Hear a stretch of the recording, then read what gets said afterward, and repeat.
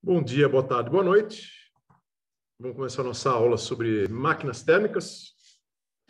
Na verdade, a gente vai galgar o nosso caminho em direção à segunda lei de termodinâmica, que está relacionado com as máquinas térmicas. Só fazer uma revisãozinha.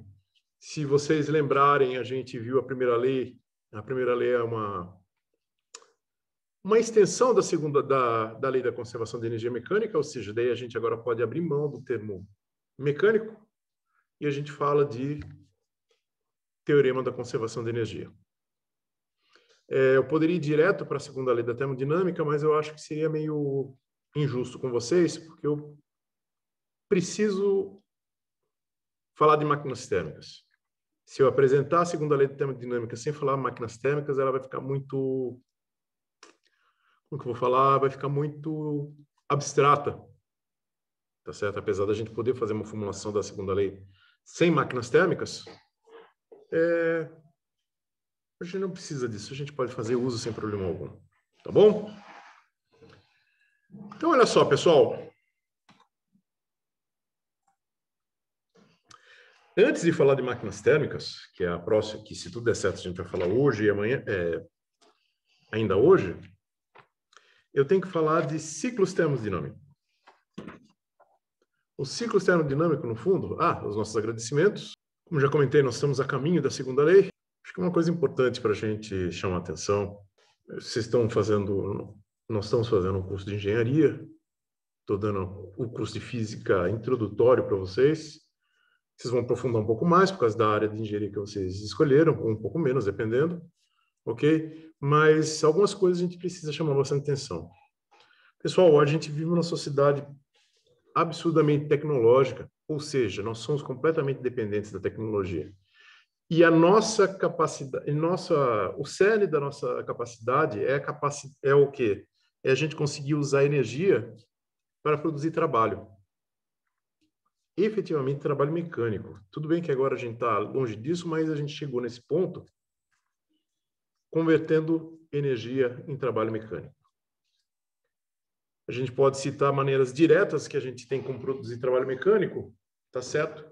Como o caso do monjolo, tá certo? Que usa água e a gente usa para amassar milho, arroz, descascar, ou moinho de vento, dessa imagem aqui. Aqui a gente está convertendo diretamente aqui energia potencial gravitacional em trabalho mecânico. A água desce, enche isso aqui, levanta, cai, derruba o monjolo. E nesse caso, a gente está convertendo energia térmica de maneira indireta. Afinal, a gente sabe hoje em dia que o vento é provocado pelo calor, pelo sol, que esquenta as superfícies.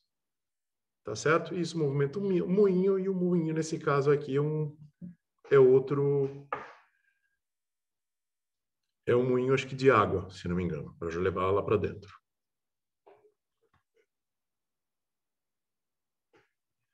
Pessoal, só que hoje em dia, a maior parte da nossa fonte de energia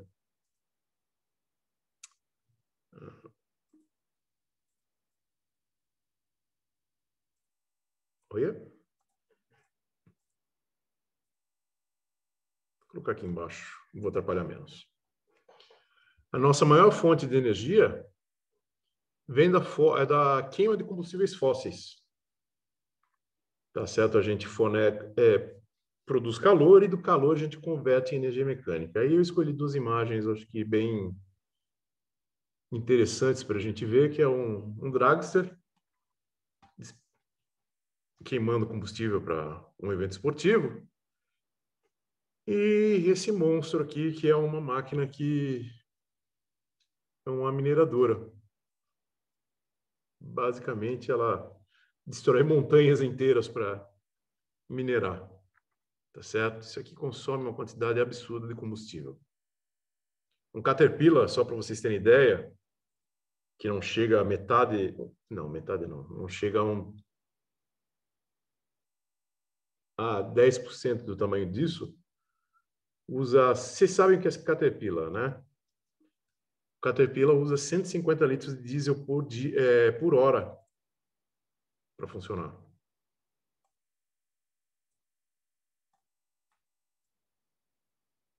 certo? Então, voltando para o nosso material. O que caracteriza uma máquina térmica? Tem que mudar de lugar de novo, pessoal. Essa vida de... mas eu também podia ser um pouquinho mais inteligente, né? Espera um pouquinho.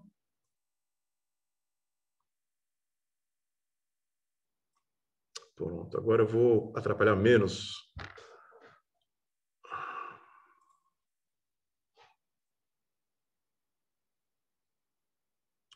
Pessoal, a gente precisa definir, ok, o que a gente chama de máquina térmica.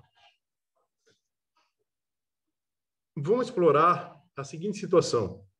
A gente tem uma parede diatérmica, ou seja, o que é uma parede diatérmica? É uma parede por onde passa o calor, ele pode entrar e sair. Nós temos o que interessa, nosso objeto de interesse, que é o gás, que é o verde. Temos um pistãozinho e temos o banho térmico, tá? Que é o que coloca calor para o jeito...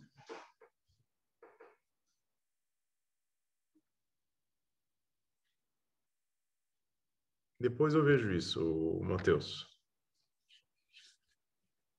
Buraco negro é a única maneira que ele tem.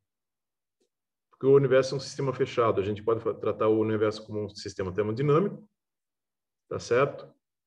E a única maneira de você sumir com a energia, lembra, calor é energia. É jogando dentro de um buraco negro que a gente não consegue recuperar. O que a gente pode fazer é uma morte térmica do universo, na qual a gente consegue, dado a expansão do universo, a quantidade de energia é a mesma e ele faz o quê? Ele começa a esfriar porque ele está distribuindo energia, mesma quantidade de energia, num volume maior. Então, voltando para cá, vamos falar de máquina térmica. Nesse caso aqui, a gente tem o banho térmico produzindo calor e tem o processo isotérmico, ou seja, a gente fornece energia sem alterar a temperatura do sistema. O sistema tem a temperatura constante, o gás, e o que acontece quando você joga calor dentro? O gás se expande. Se não fosse um processo isotérmico, ou seja, se essa parede não fosse diatérmica, o que ia acontecer? Conforme o gás fosse se expandindo, a temperatura ia baixando. Mas, como a gente está permitindo que entre calor, é esse calor que permite essa expansão livre, que é o que a gente chama expansão livre do gás. E é uma situação, desculpa, aparentemente muito legal. Todo o calor que entra é transformado em trabalho. O Q igual a W. Isso faz para a gente parecer assim, nossa, nós temos uma situação ideal, uma máquina perfeita. Isso não é uma máquina térmica. Vocês têm ideia do porquê? Ela pode realizar... vou ser um pouquinho mais claro. Ela pode realizar trabalho, ok? Ela pode realizar trabalho. Ela pode... Não, esse é o nosso interesse. Ela pode realizar trabalho, mas isso não é considerado máquina térmica. Uma outra situação, vamos pensar o seguinte, você está explorando as montanhas de Toledo, da região de Cascavel e Toledo. Vocês entram numa caverna, vocês estavam carregando um bote inflável dobrado, que vocês iam encher para participar das corredeiras da região. Quando vocês entram numa caverna e acontece um acidente, vocês têm que tirar uma árvore de cima de uma pessoa que vocês encontram. A árvore é muito pesada, são duas pessoas. Deixa eu ver se são duas, porque eu estou fazendo alusão a vocês que estão na sala de aula. Sim, são duas pessoas. Como que vocês vão fazer isso? Primeira situação que eu imaginei, você coloca o bote embaixo da árvore, coloca ele para inflar, ele começa a inflar, o dispositivo dele que coloca gás sob pressão começa a jogar gás dentro do bote, aumentar o volume, ou seja, uma fonte de volume, uma fonte de partículas, né? Você está enchendo o sistema. Conforme o bote vai aumentando, ele empurra a árvore, vocês puxam a pessoa. É uma situação mais ou menos análoga ao que está descrito aí na transparência. E que também realizou trabalho, vocês levantaram a árvore, venceram o potencial gravitacional, mas isso não é uma máquina térmica. Vocês podem arriscar para mim no chat por que que não é uma máquina térmica?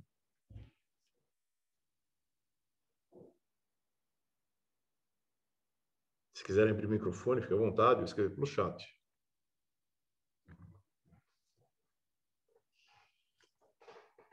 Olha só, eu preciso de um ciclo para que a gente chame de máquina térmica.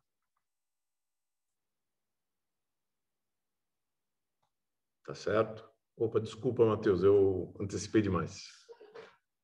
Eu preciso de um ciclo. Eu preciso que no processo, para que eu possa pensar numa máquina térmica, eu preciso que o processo comece num ponto do estado, lembra, diagrama PV, e volte para o mesmo ponto.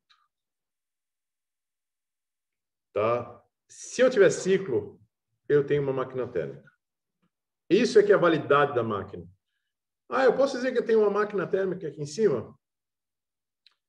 Olha, eu não vou dizer que você tem uma máquina térmica, mas eu posso dizer que você tem uma máquina, que ele completa um ciclo. Qual que é o ciclo? A gente coloca o milho, abaixa o pilão, ou sobe o pilão, coloca o milho e abre a água. A água vem, enche isso aqui, levanta o pilão, a água sai, o pilão cai. Ou seja, aí enche de novo e sobe, ou seja, ele completa um ciclo. O ato de descer, subir e descer é o ciclo que a gente precisa ter feito e que isso se repita naturalmente no sistema. Ok? Então, quando a gente fala sobre ciclo, é exatamente isso. Eu saio do ponto A, vou para o ponto B e retorno para o ponto A. O bonito da termodinâmica é que a gente usa a termodinâmica para tentar enganar, ou a gente usa a natureza para tentar enganar a própria natureza. O que eu estou querendo dizer com isso? Se vocês lembram, se eu realizar trabalho do ponto A ao ponto B, a área embaixo é o trabalho que vai ser realizado. Certo? E depois eu precisaria jogar trabalho dentro do sistema. Se eu consigo, de alguma maneira, fazer ele realizar, ou ele fazer isso, ele naturalmente retorna, vai gastar essa energia aqui embaixo que a gente perde, a gente acaba perdendo essa energia que está aqui embaixo, mas a gente ainda fica com um saldo positivo de energia. Ou seja, nós não temos um jeito de aproveitar todo o calor para realizar um ciclo termodinâmico. A gente pode realizar todo o calor, ter todo o calor, hipoteticamente, tá, pessoal? Para realizar trabalho, um ciclo de trabalho. Acabei de mostrar para vocês. Deixa o gás se expandir, ele vai empurrar esse peso aqui. Opa, estou apontando com a mão. Ele vai empurrar esse peso, está realizando trabalho. Ideal, mas não é um ciclo, não é uma máquina térmica. Porque depois eu preciso fazer o quê? Não existe sistema ideal. O que eu quis dizer do sistema ideal é que aqui vai ter perdas de atrito, esse tipo de coisa. É nesse sentido que eu quis dizer ideal. Tá? Em que eu falo assim, todo o calor que entra é convertido em trabalho. Eu estou considerando que não existe atrito com as paredes. É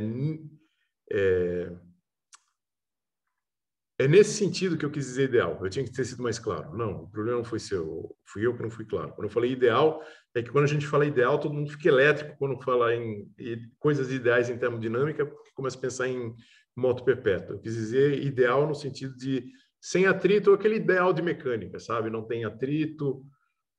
É até engraçado, porque eu estou falando de não tem atrito num sistema em que poderia ter atrito, que é termodinâmico, mas o atrito aqui ele atrapalharia o movimento do pistão. Ficou claro? Então, olha só. Então, o bonito aqui, quando a gente fala de termodinâmica de máquinas térmicas, é que nós temos calor entrando no sistema é o que provoca esse trabalho aqui, certo? E um pouquinho de calor saindo, que está a seta azul, para fazer o quê? Para fazer ele voltar para esse ponto. Aí a gente tem um ciclo. Outra coisa, quando a gente fala em ciclos termodinâmicos, é importante ficar claro para a gente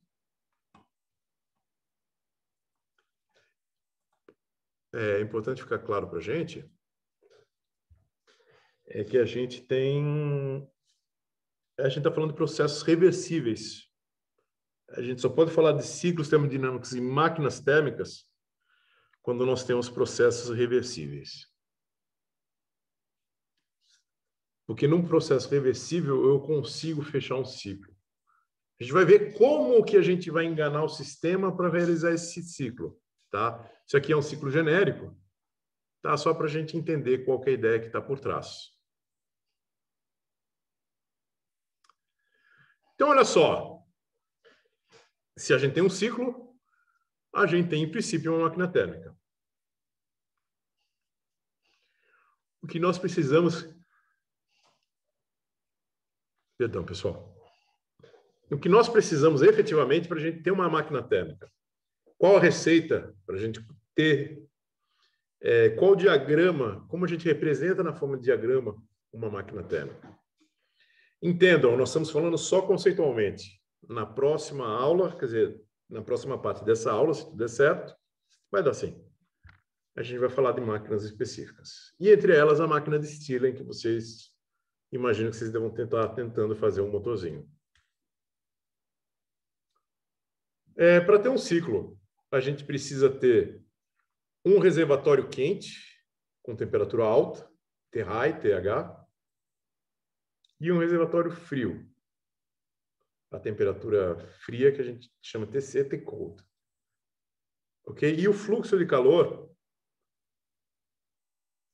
vai seguir. Olha o bonito aqui, pessoal. Isso que é o bonito. A gente está usando o que a gente sabe que vai acontecer. O calor vai sair da fonte quente e vai para a fonte fria. O calor sai da fonte quente e vai para a fonte fria. Só que o bonito aqui é que a gente a gente percebeu que a gente consegue pegar parte desse calor e transformar em trabalho. E o restante do calor vai para a fonte fria, que é o que faz o quê? Faz a máquina voltar lá para o começo. Onde que está a máquina efetivamente? A máquina está aqui, ó. Esse círculozinho aqui, ó. Essa é a máquina térmica. Tá? Pessoal, deve ter algum esquema mais simples para explicar a máquina térmica do que esse, mas eu particularmente gosto bastante dele. Tá? Ele é genérico o suficiente, mas ele não é abstrato. No sentido do quê? Temos uma fonte quente, temos uma fonte fria, o calor vai fluir da fonte quente para a fonte fria, vai passar pela máquina, a máquina vai fazer o uso desse calor para produzir trabalho, certo? E parte dessa energia vai para onde? Vai para o reservatório frio.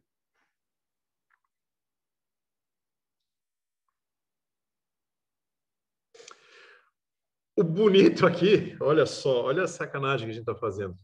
Como a gente está fazendo um processo cíclico, a energia interna do sistema não se altera. Então o sistema acha que está tudo bem. Tá certo? Eu vou mostrar aqui para você.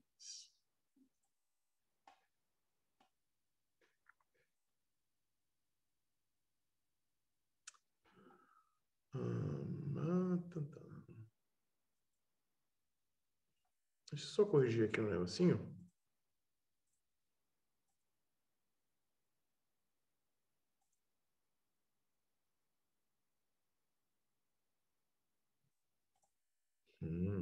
Isso aqui.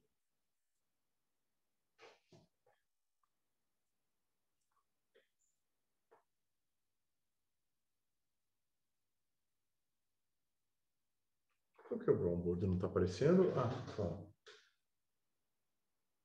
celular desligou antes de...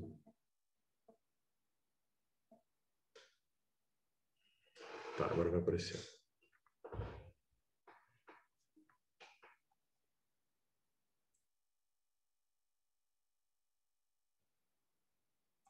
Está visível. O que eu quero dizer com isso aqui? Que um processo cíclico, a energia interna é igual ao final. Pensem o seguinte. Naquela figura que nós tínhamos antes,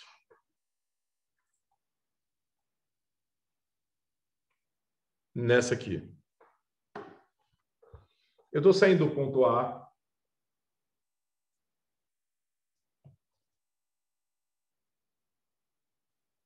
É um diagrama PV.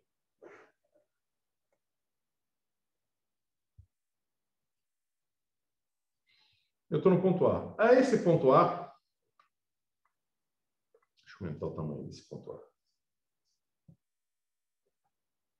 Esse ponto A é um estado do sistema. Se vocês lembram, eu posso caracterizar o estado do sistema através da energia interna.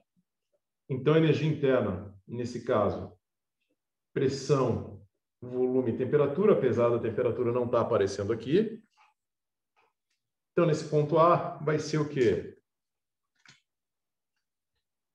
Energia interna no ponto A, pressão interna no ponto A, volume no ponto A, temperatura no ponto A.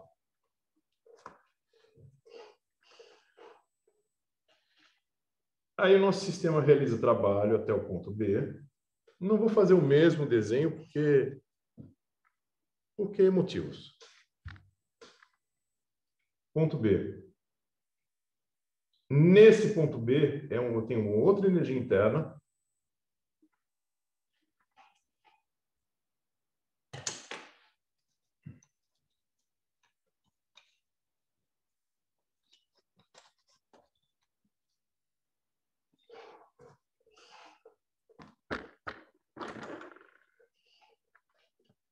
Energia interna no ponto B.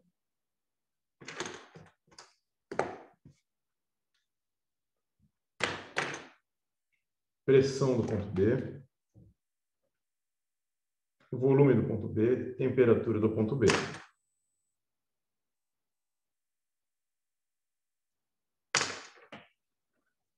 Aí a gente realiza um outro processo.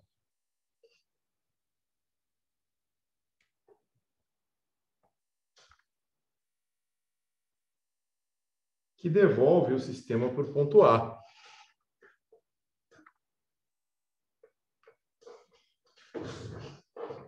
Quando ele volta para o ponto A, pessoal, é o ponto A, não importa o caminho. Se ele foi por aqui, ou foi por aqui, ou fez outra coisa, o que importa é a energia interna nesse ponto. Ou seja, nesse ponto, pressão, volume e temperatura é a pressão, volume e temperatura nesse ponto.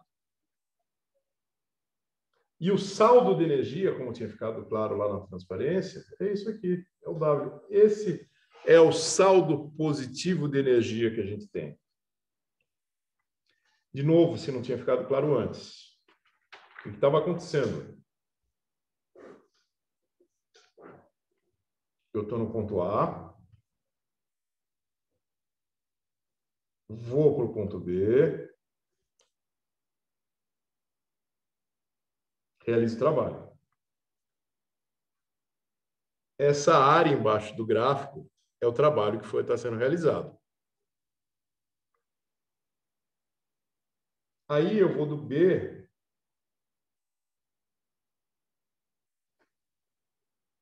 para o A. Eu estou desfazendo o trabalho que foi feito, só que de uma maneira que daí o trabalho fica menor. Esse saldo positivo é o que a gente usa para movimentar a nossa máquina. Tá bom?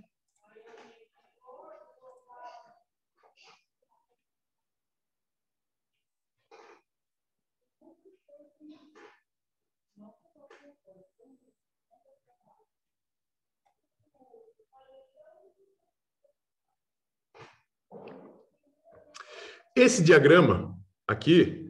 uma coisa... Perdão, pessoal, uma coisa importante que eu esqueci de chamar a atenção. Então, olha só.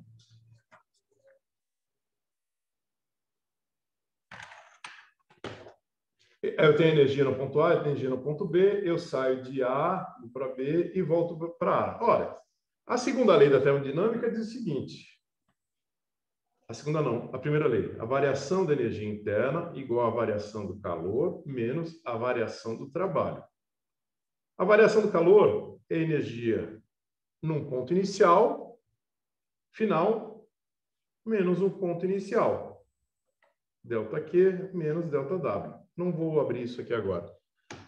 Pessoal, se o meu ponto inicial e o meu ponto final forem o mesmo, eu começo em A e termino em A, isso aqui é zero, e eu tenho que ΔQ igual a menos W, aí eu tiro que o calor que entra no sistema é igual ao trabalho realizado. Tá? Mas quando eu falo do calor que entra no sistema, agora eu estou falando do calor que entra dentro do ciclo termodinâmico.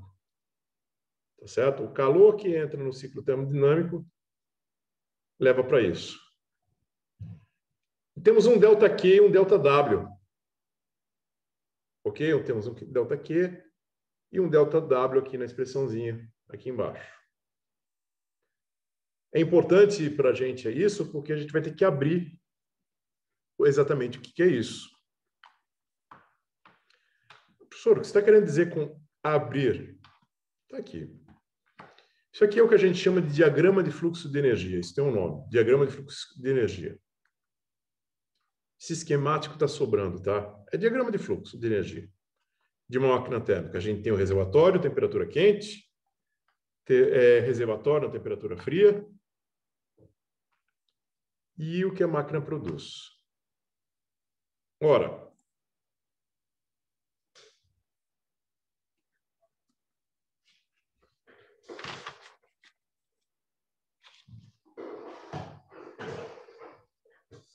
numa máquina térmica, essa variação de energia da máquina que está aqui, esse ΔU igual a ΔQ menos ΔW, ela pode ser escrita de duas maneiras. Eu não gosto da primeira maneira, porque ele pode dar um pouquinho de confusão. Mas eu entendo por que ele é usado. Em vez de você usar esse termo de variação de energia interna, variação de energia, a gente não está falando de variação, porque de variação a gente está dentro de um ciclo termodinâmico. A gente faz uso da segunda lei, mas a gente está usando um ciclo. Então, pode ser usado normalmente, a pessoa diz o seguinte: olha, então, na verdade, quando a gente está falando de ciclo termodinâmico de máquinas, a gente fala de calor total menos o saldo de trabalho, que é o trabalho. Trabalho, não precisa colocar nome. Tá certo? Que no fundo esse calor total a gente consegue escrever como variação de trabalho, só que fica uma expressão muito grande, por isso que o pessoal gosta de usar calor total.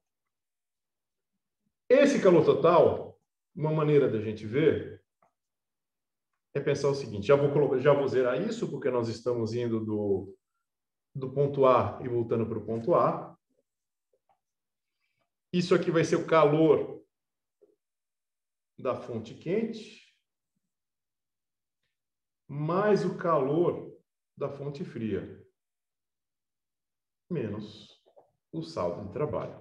Professor, mas o calor da fonte fria não está saindo da máquina? Não é negativo? Sim, daí que a gente usa aquela relação módulo do calor da fonte quente que entra menos o módulo do calor da fonte fria que sai, menos W, e a gente tem que o trabalho é igual à diferença de energia de calor. Aí sim a gente usa a diferença. ΔQ, fonte quente, fonte fria.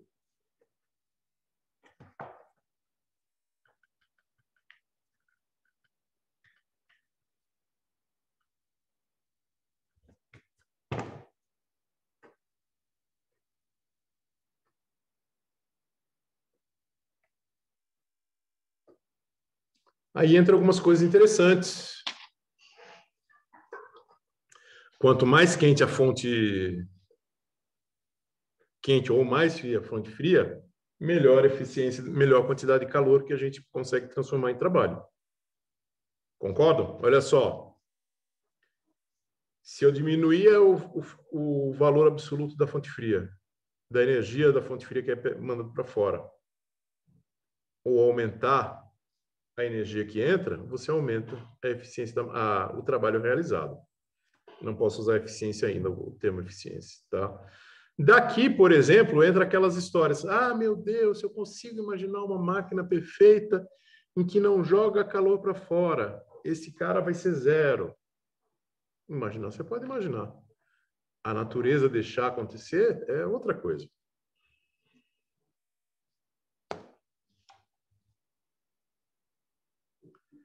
Agora, a gente vai definir eficiência. Agora nós podemos efetivamente falar em eficiência sem medo nenhum. Eficiência é definido, tá certo, pessoal? Ele é definido e tem o símbolo de E, que é o trabalho líquido realizado, que a gente precisa que o sistema realize, e o calor da fonte quente. Ora, o calor o trabalho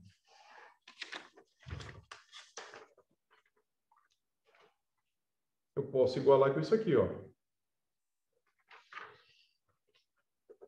Trabalho é igual ao calor da fonte quente mais o calor da fonte fria.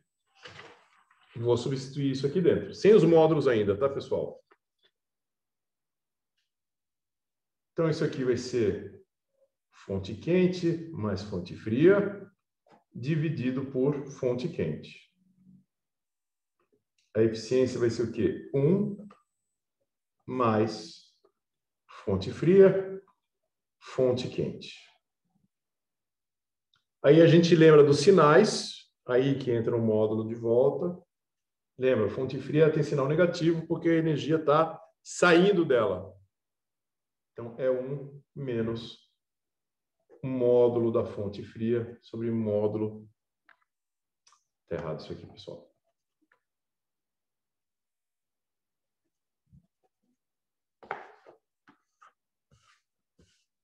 Não, não está, não. Esse é só chato matemático.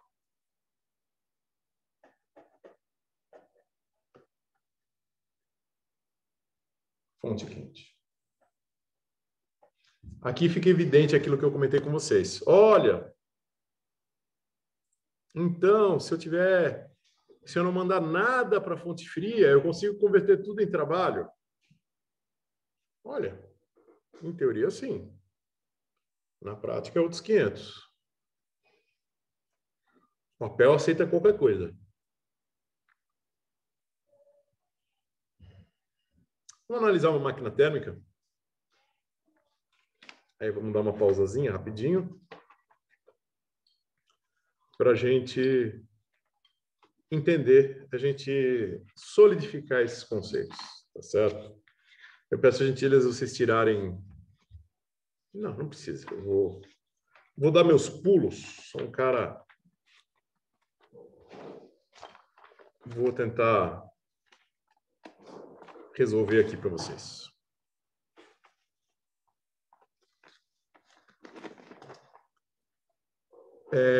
Enquanto eu arrumo as coisas, pessoal, se vocês puderem tirar uma foto, um print screen, só para vocês ficarem pensando no exercício enquanto eu arrumo o layout para resolver com vocês. Tudo bem? Então, agora eu vou tentar arrumar o layout para a gente resolver este exercício agradável.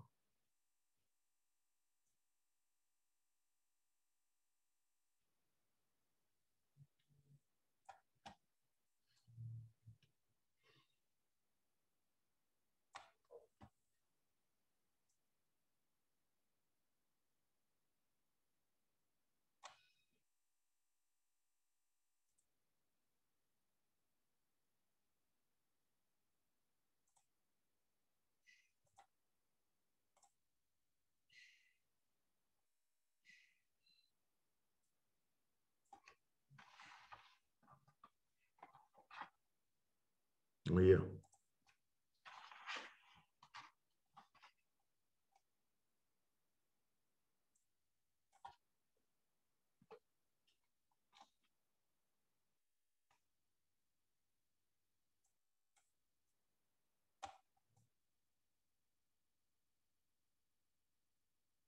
Ótimo, ficou legível e eu consegui separar um espaço para a gente poder trabalhar. Vocês estão conseguindo ler, né? O enunciado desse jeito, né?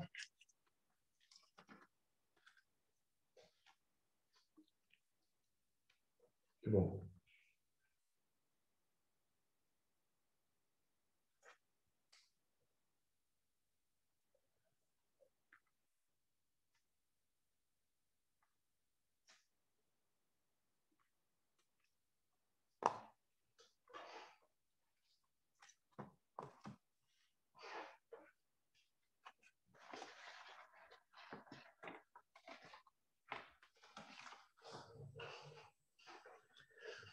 O motor a gasolina de um carro grande consome 10.000 joules de calor e realiza 2.000 joules de trabalho mecânico em cada ciclo. O calor obtido pela queima da gasolina com calor de combustão LC 10 vezes 10 na 4 joules por grama. Qual a eficiência térmica dessa máquina? Qual a quantidade de calor rejeitada em cada ciclo?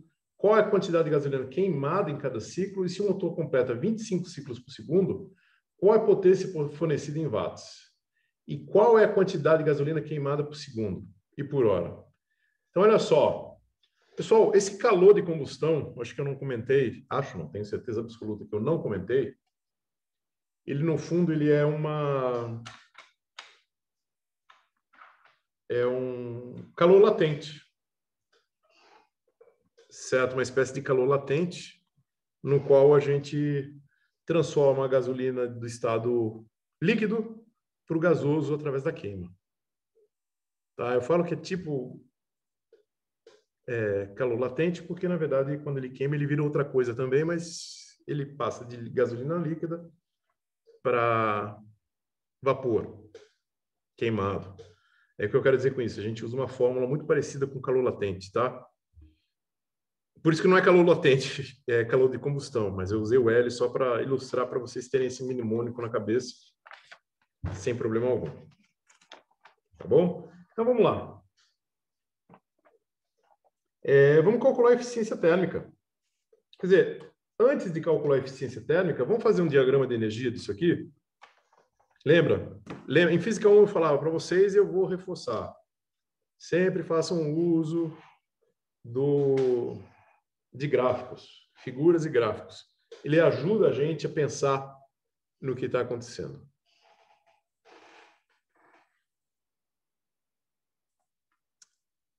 Opa!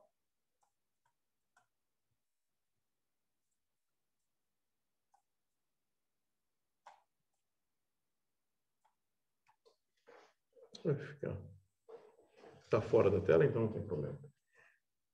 Então, vamos lá. Vamos fazer o gráfico. É sempre bom fazer gráficos. Gráficos são bons, gráficos são nossos amigos. Então, pensa o seguinte.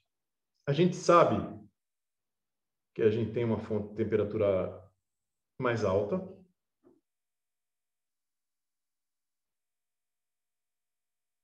Que essa fonte de temperatura mais alta fornece para a gente o calor quente na ordem de 10.000 joules.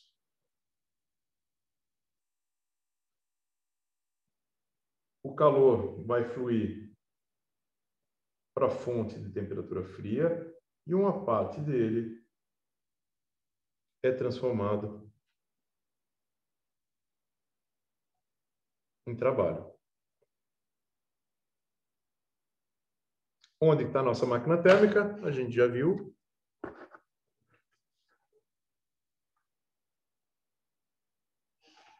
A máquina térmica está aqui. Pela fórmula da eficiência, pessoal, a gente pega a fórmula direto, sem se preocupar com o calor rejeitado, nada. Está aqui. O trabalho realizado dividido pelo calor que entra no sistema. Trabalho realizado, 2.000 joules. O calor que entra no sistema, 10.000 joules. A eficiência é adimensional. Perdão, pessoal.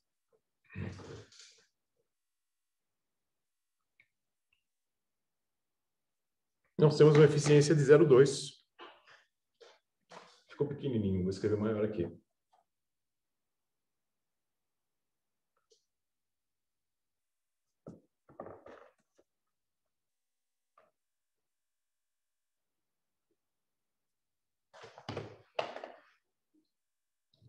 Eficiência de 0,2 ou o popular 20%. Eficiência de 20%. Obrigado, Matheus.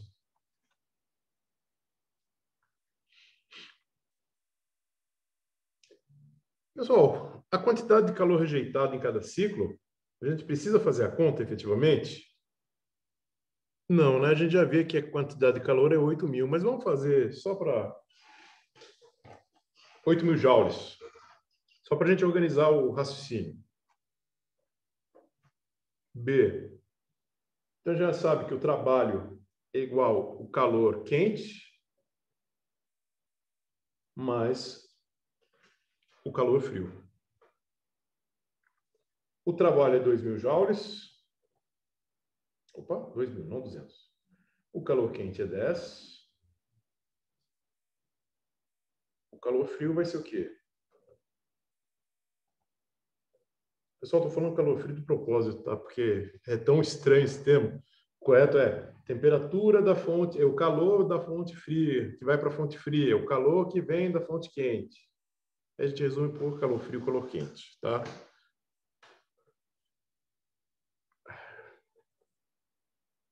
Olha, Matheus, não fiz minha lição de casa. Não... O Matheus está fazendo a seguinte pergunta. Normalmente, as máquinas modernas têm quanto de eficiência? Vou ficar devendo. Eu não sei assim de cabeça. Se não me engano, a gente está na ordem de entre 0,60 e 0,80. Mas eu não sei se a gente está... Se eu estou falando besteira, tá? Eu sei que tem... O que eu sei é que tem motores experimentais com eficiência de 0,95. Tá? Na verdade, acho que 0,80 é muito alto. 1 igual a 100%, perfeito. Depois de fazer uma pesquisazinha. Lição de casa para vocês dois. Podem ver a eficiência dos motores atuais. Depois a gente vê. Qualquer coisa eu preparo um material para os outros colegas, tá? Mas eu acho que seria interessante vocês darem uma olhada também.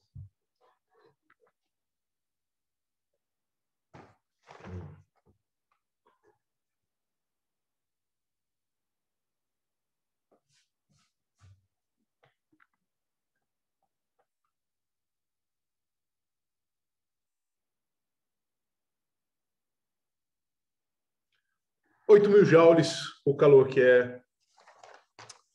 está sendo rejeitado. Qual que é a quantidade de gasolina que está sendo queimada em cada ciclo? Desculpa, pessoal. Feio. Aqui que eu falei por que eu fiz uso de L para representar o calor de combustão. Normalmente a gente pode representar de forma assim, ó, o calor quente que vem do motor é a massa do motor vezes o calor de combustão. Eu tenho o calor que ele fornece da queima, tenho do enunciado 5 vezes 10 na 4 joules por grama e eu vou tirar o valor da massa. Vou fazer o quê? Vou isolar. Calor quente dividido por LC.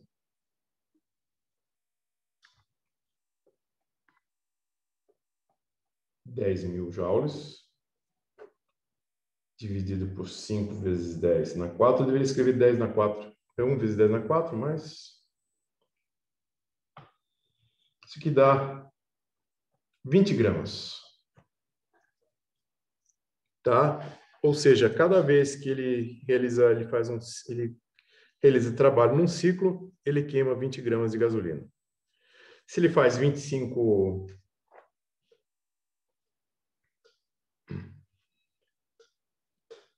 gramas por 5, em Ah, não. Se o motor completa 25 ciclos por segundo, qual a potência fornecida em watts? Ora, olha só. A gente quer saber a potência. Item D.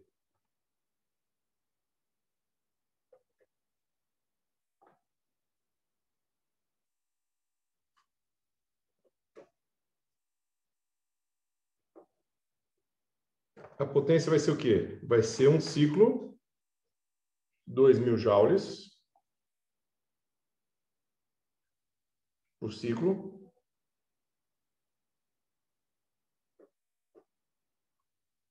vezes 25 ciclos por segundo,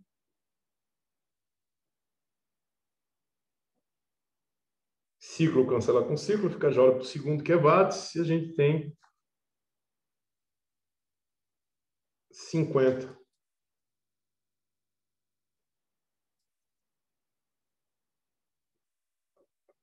50.000 watts, populares 50 quilowatts, que em notação científica é 5 vezes 10 na 4 watts de energia, de potência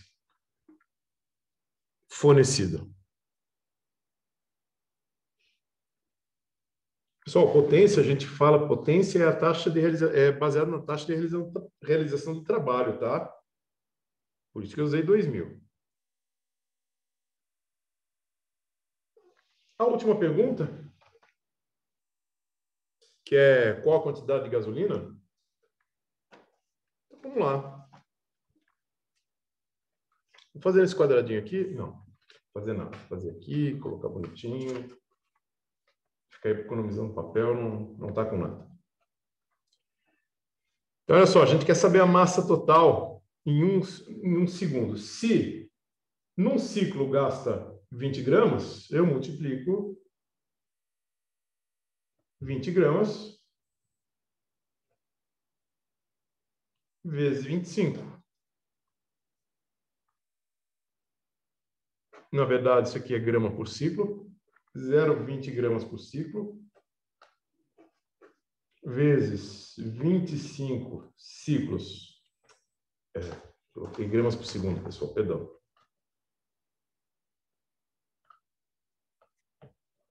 Gramas por ciclo. Ciclos por segundo. Cancela ciclo por ciclo. E a gente gasta 5 gramas por segundo de gasolina. Em 1 hora, multiplica isso por 60 segundos. É 60. 3.600, né, que eu quero numa hora. A gente gasta 18 quilogramas por hora. Vou deixar essas contas para vocês. Ok? Esse tipo de conta é bom para a gente, apesar dele ser bem aproximado, as coisas podem ser um pouquinho melhores do que um resultado desse. Foi só para a gente fazer um teste com os conceitos e ter uma ideia de como as coisas funcionam. Eu vou anotar aqui para fazer lição de casa, para tentar fazer um exercício desse realista, com resultados verdadeiros, só para a gente comparar. Tá? Pessoal, eu vou pedir para vocês 5 minutinhos só para eu tomar água. Acabou minha água, eu tenho que buscar na sala do lado. Aí a gente vai recomeçar. Perdão. Aí a gente vai em direção efetiva da segunda lei da termodinâmica. Mas antes de ir para ela, a gente vai falar de máquinas térmicas efetivas, tá? Os tipos de máquina térmica. Porque, na verdade, a gente só falou o quê? A gente falou do mundo das ideias até agora. Nossa! Temos uma máquina térmica, funciona assim, faz aquele esquema que sai do calor quente para o calor frio. Tem a máquina aqui dentro. Mas agora vamos olhar esse bichinho aqui. As máquinas. Tá bom? 40 minutos acho que a gente consegue explorar todas as máquinas, acredito eu. Tá? Então, meio-dia e 20 eu volto, só vou buscar água ali, tá? Como eu ainda não sei colocar músicas bonitas ao fundo, imagine uma música condizente com a imagem.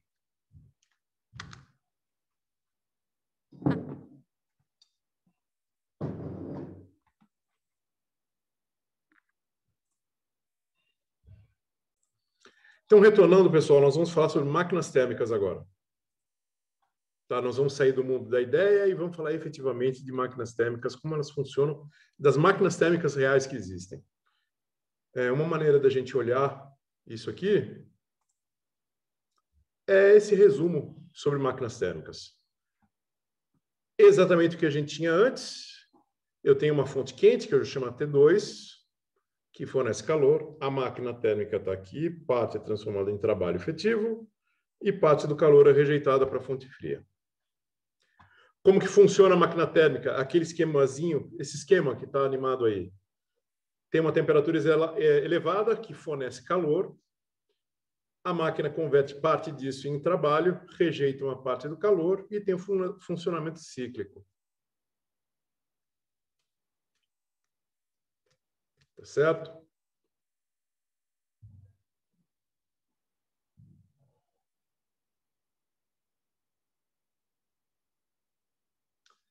Existem dois tipos de combustão, tá?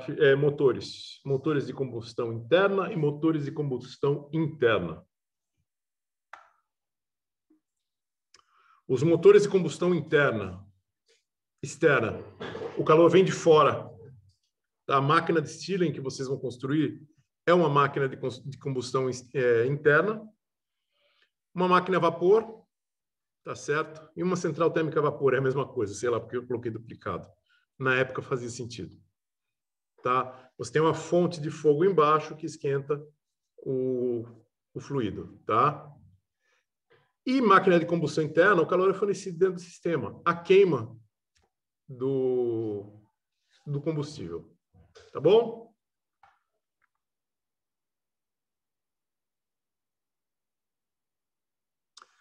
Pessoal, uma coisa que eu não chamei atenção na aula, na transparência passada, foi uma falha minha, é o seguinte, existe um negócio chamado fluido térmico ou substância de trabalho. Pode ser gás, pode ser água, pode ser combustível e ar, tá certo? Mas é alguém que vai receber e expelir o calor, tá certo? Máquina de combustão externa. A gente tem calor fornecido de fora, qual a vantagem?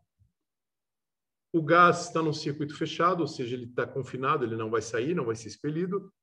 O motor é relativamente silencioso, tá? Comparado com uma máquina de combustão interna.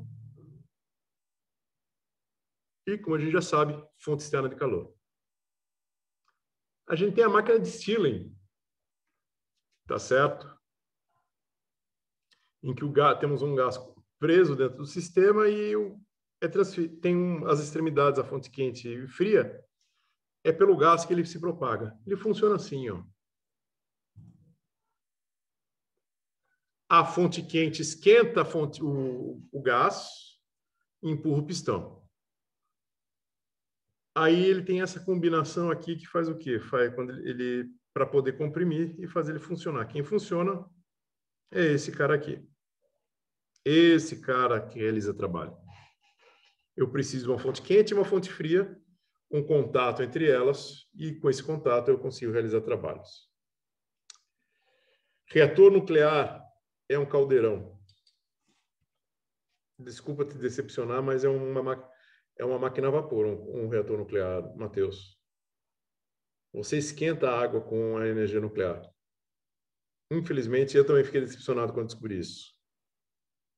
No fundo, em vez de queimar combustível, a gente queima. A gente usa a radiação para produzir calor. No fundo, é uma grande máquina a vapor.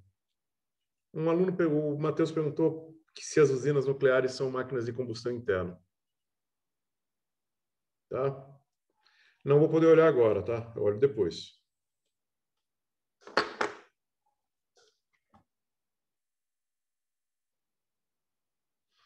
Como que funciona o ciclo de Stirling?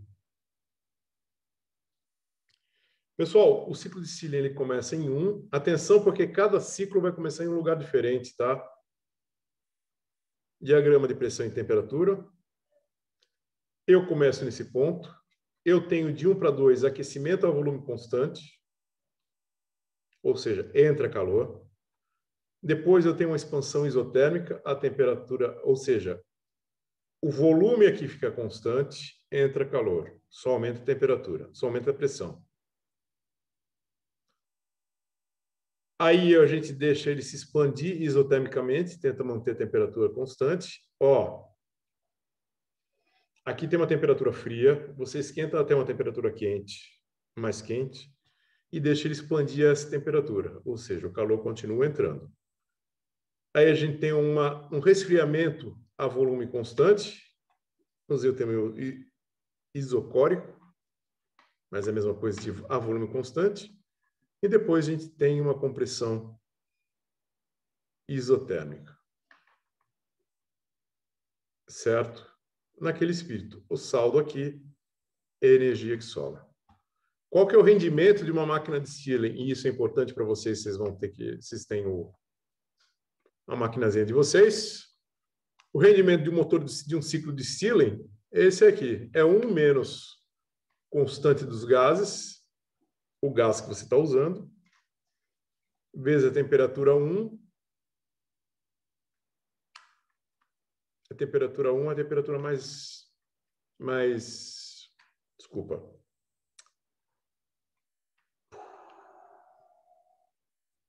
É a temperatura mais fria. A temperatura 2 é mais quente, tá? 1, 2. Razão entre volumes e o constante capacidade calor específico do gás a volume constante. Tá certo? Bem chatinho o ciclo de Stirling de calcular, mas também não é impossível. Aqui agora a gente tem um modelo de uma máquina de combustão interna.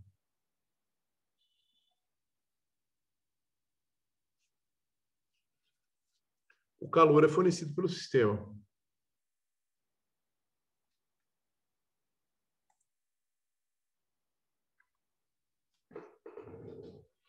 Esse é o famoso motor de 4 tempos. A gente tem a vela que produz a faísca, provoca queima. A queima expande o gás. Você tem aqui entrando e saindo combustível e o material queimado.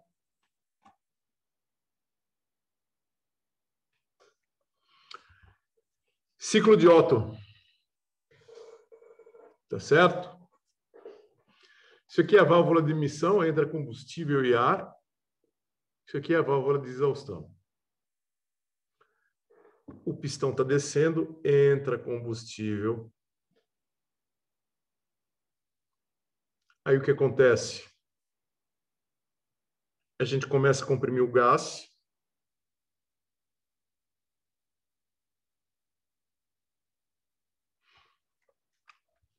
Aí você vai tentar usar o gás que melhor se adequa para a sua situação, tá, Matheus? O colega perguntou se mudando o gás você melhora o sistema. Sim, só que às vezes você tem obriga o sistema a ter que trabalhar num sistema fechado. E isso pode ser mais caro para fazer ele funcionar do que ele funcionar no ar. Tá? O ar é abundante e é de graça por enquanto. Por isso que se existe tanto houve esse boom da queima de material. Você consegue fazer os motores funcionarem muito bem com a composição do oxigênio, do ar, nitrogênio e oxigênio. Certo? A gente tem as duas válvulas, elas se fecham. O tempo de compressão, o combustível está sendo comprimido. Quando ele está comprimido, tem a centelha da vela que provoca a queima. Como ele está comprimido, a queima vai ser mais eficiente, vai empurrar violentamente e reinicia o ciclo. Só que dessa vez você tem a válvula de exaustão aberta. Ou seja, entra, se dá uma volta, tem a queima, daí ele vai dar outra volta para mandar embora o combustível queimado. Ou seja, daqui até aqui é o ciclo que está acontecendo. Tá certo? O que é o ciclo de Otto? O ciclo de Otto, ele começa em A, ó, tá começando um ponto diferente, tá, pessoal? Vai para B, C e D. Então, de A a B, uma compressão adiabática, não tem troca de energia, lembra do significado de adiabático. A gente tem uma expansão adiabática, a gente deixa o quê? O calor entrar. Desculpa, uma compressão adiabática. A gente tem um aquecimento a pressão constante, de B para C, onde entra o calor. Tem uma expansão adiabática, não deixa calor sair ou entrar, e depois a gente tem um resfriamento a pressão constante. Tá certo? O ciclo de Otto tem eficiência dada por essa expressão aí, 1 menos 1 sobre R, gama menos 1.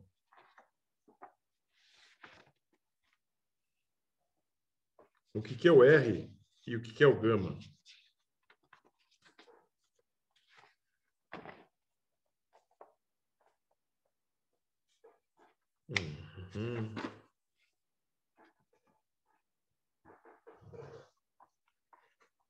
Eu vou escrever aqui do lado para vocês.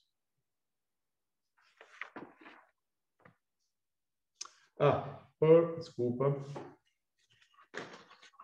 É bem simples e eu estou complicando o que é simples. Pessoal, no ciclo de Otto, R, basicamente é isso aqui, ó.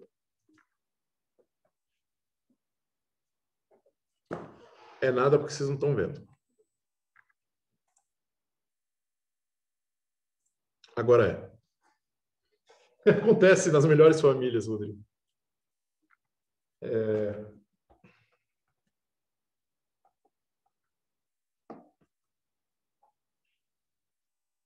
A gente tem uma proporção entre o volume inicial e o volume final, que eu chamo de R, sendo que o volume final é sempre maior, tá? Esse R é maior do que 1.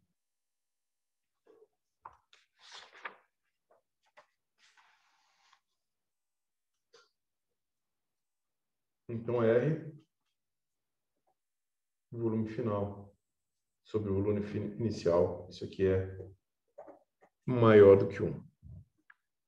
E o gama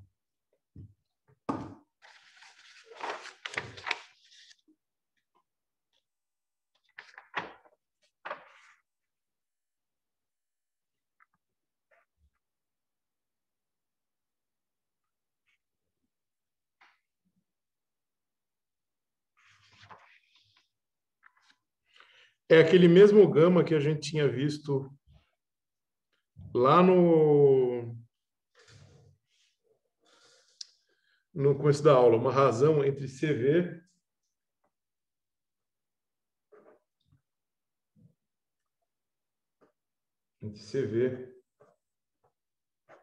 e CP. Tá certo? Calor específico a volume e a pressão constante. Perfeito? Anotem isso, por favor.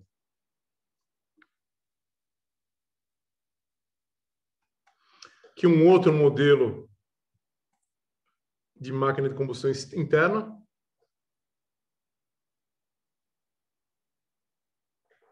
Só que esse é o ciclo a diesel, esse aqui é o ciclo de Otto.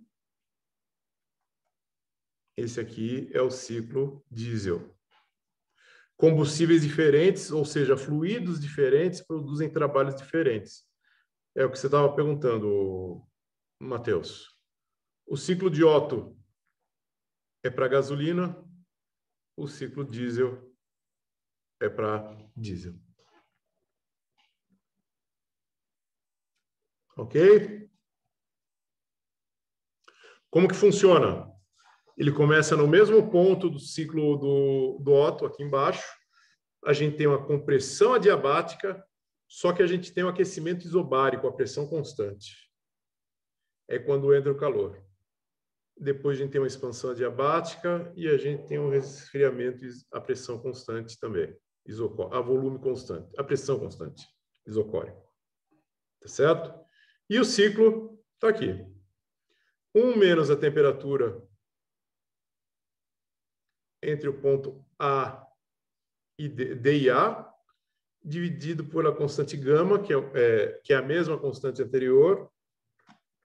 Vocês não estão vendo nada.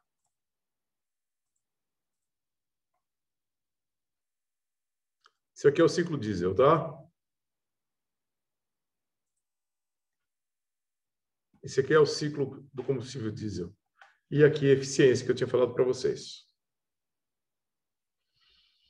Temperatura nesse ponto menos a temperatura nesse ponto.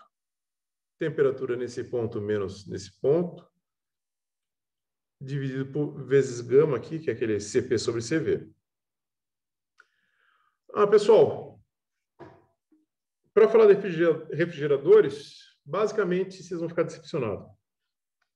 Refrigeradores são máquinas térmicas ao contrário, só isso. Tudo que a gente aprendeu, só inverter. Muda o diagrama de fluxo que a gente tem um refrigerador. Não precisa se preocupar com mais nada. Tá, pessoal, fiz uma brincadeira, mas no fundo é só isso mesmo, tá? Um refrigerador, como que você esquematiza o refrigerador? Quanto na máquina térmica a gente vem daqui para cá assim, no refrigerador a gente faz ao sentido contrário, sentido anti-horário. Isso aqui é convencional, tá, pessoal? Todo mundo anda usando sentido horário, o ciclo da máquina térmica, e no sentido anti-horário, o refrigerador. Tá certo? Então, o que é a ideia do refrigerador?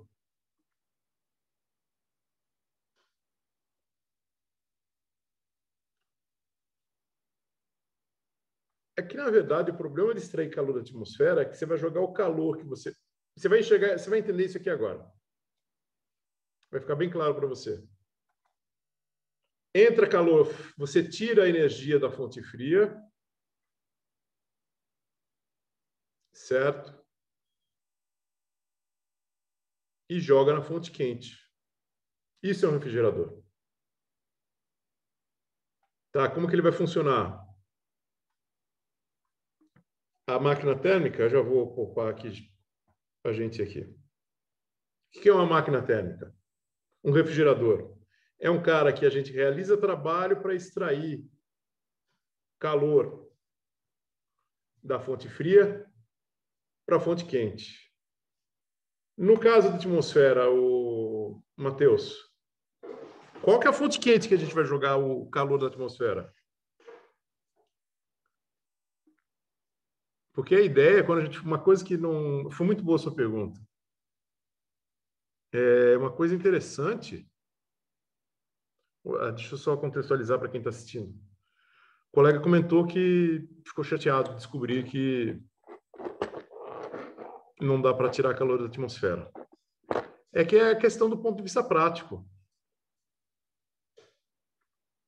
Para onde você vai jogar o calor? Você pode colocar uma máquina térmica, mas você vai jogar para onde? Vai jogar para a Terra? Mas a Terra está em contato com o ar e uma hora vai esquentar o mesmo. Jogar para o espaço? Você vai jogar para o espaço? Qual que vai ser o custo operacional disso? Será que o ciclo termodinâmico, se a gente olhar todos os custos, vai valer a pena? Vale mais a pena a gente parar de usar combustível fóssil absurdamente, usar com parcimônia. Ou não usar.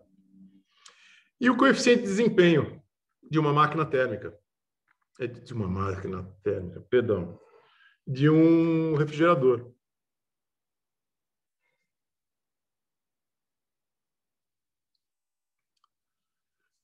Não é tão simples assim, não. Olha só,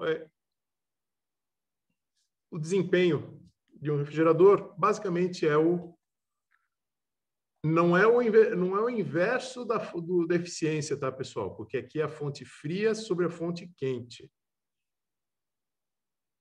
Tá certo? Fonte fria dividida pela fonte quente. Pessoal, fazer propaganda para a aula de amanhã, para a nossa próxima aula, que eu vou falar da segunda lei que rege as máquinas térmicas. Tá bom? Vamos encerrar por aqui. Quero que vocês almocem em paz e eu preciso almoçar, que eu também sou ser humano merecedor de coisas boas. Pessoal, obrigado por virem, obrigado por assistirem. A gente só conversa amanhã. Até mais.